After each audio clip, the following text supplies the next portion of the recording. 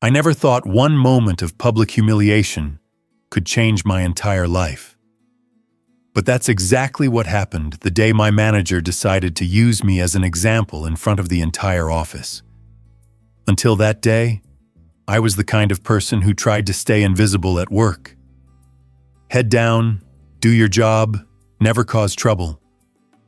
I wasn't loud, I wasn't dramatic, I wasn't the type to get into heated arguments. I just wanted to survive the workday and go home with my peace intact. But sometimes, no matter how quiet you are, someone decides your silence makes you an easy target. The first sign that things were about to go wrong came a week earlier. My manager, Eric, had been in a bad mood for days.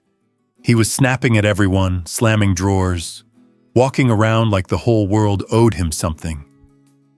People whispered that upper management had rejected one of his proposals, and he was taking out his frustration on anyone within reach.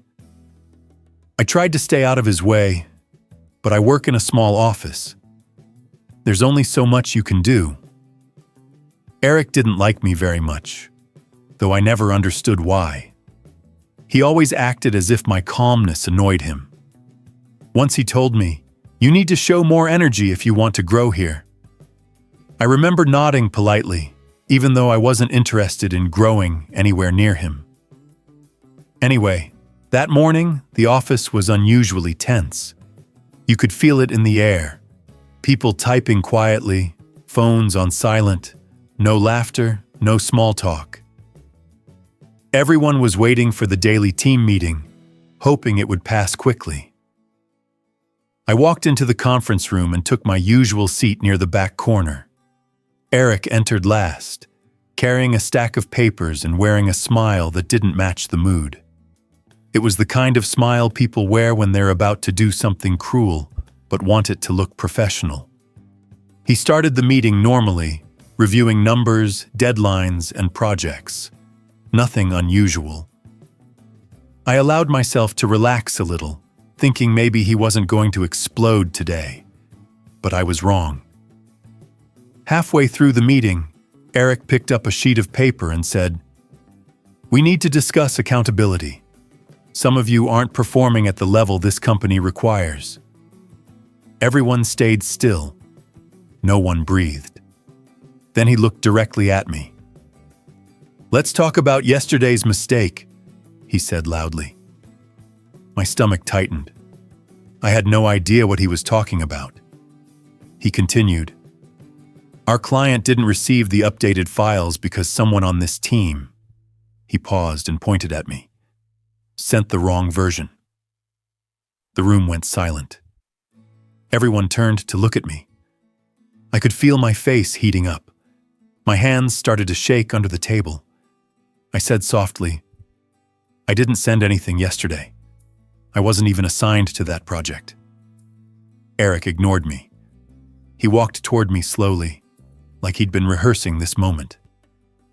"Stand up," he said. I froze. I said, "Stand up." My chest tightened, but I forced myself to stand. My legs felt weak. Eric held up the paper. "Take responsibility." I could feel the embarrassment burning in my throat. I said, "Eric, I'm not sure what you think happened, but I didn't touch that file." He leaned in closer, too close. "So you're calling me a liar in front of everyone?" "No," I whispered. "I'm just telling the truth." He raised his voice. "You made a mistake and you're too cowardly to admit it. That's the problem with people like you." I heard a few gasps around the room. Someone muttered, "Why is he doing this?" Eric continued, louder now. "You show up every day with no ambition, no drive, no energy, and when you finally do something, it damages the entire department. I'm tired of covering for you." My heart pounded so hard I felt like I might faint. I couldn't make eye contact with anyone. I wanted to disappear. But then he did something I'll never forget. He stepped aside, held his arms out dramatically, and said to the room, "Everyone, Look at him. This is what failure looks like." There was a long, horrifying silence. I felt tears forming, and I fought them with everything I had. Not here. Not in front of Eric. Not in front of my coworkers. He wasn't done. He laughed. Loud, mean, like he enjoyed every second of this, and said, "Sit down.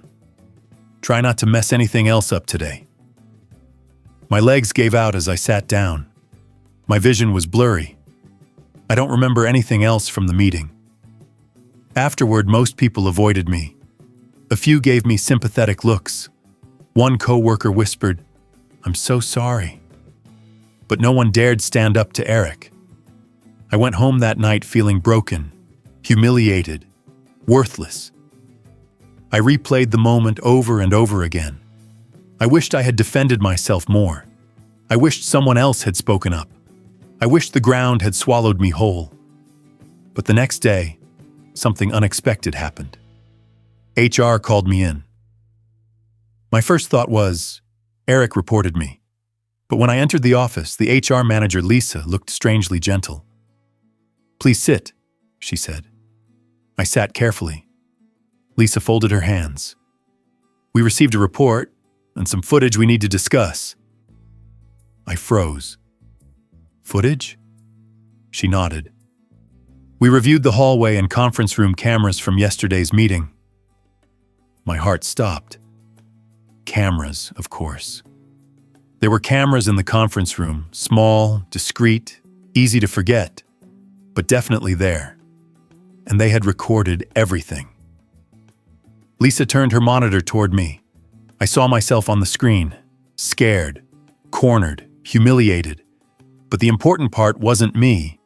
It was Eric, his tone, his words, his body language, his aggression. Lisa said, "We also checked the system logs. You were right.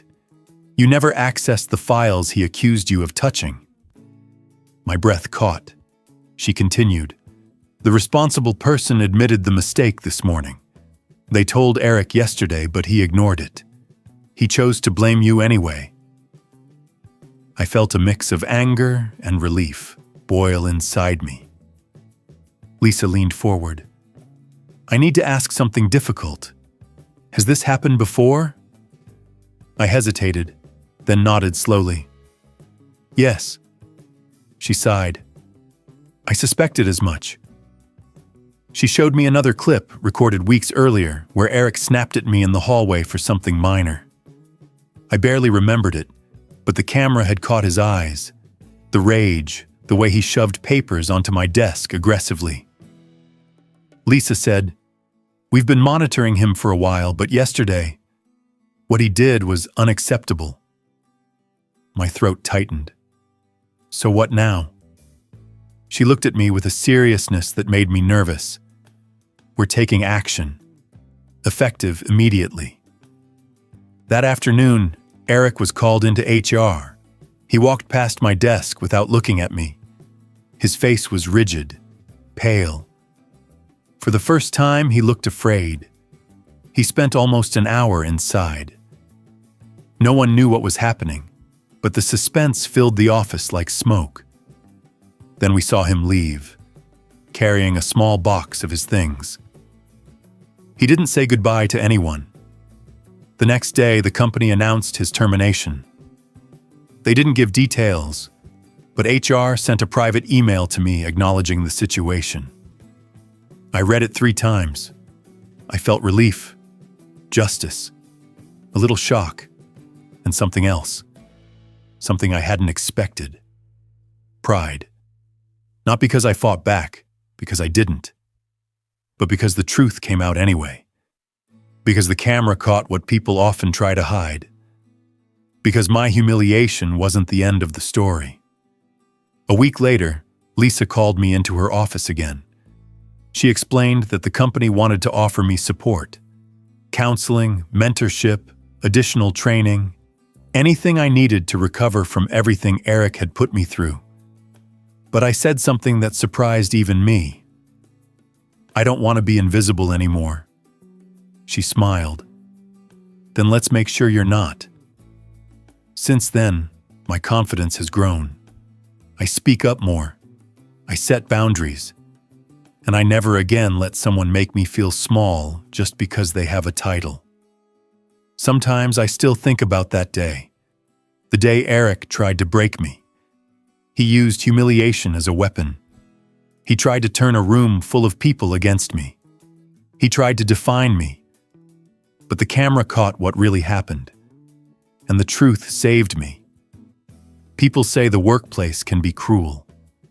But I've learned something important. Cruelty hides in shadows. But justice has a way of finding the light.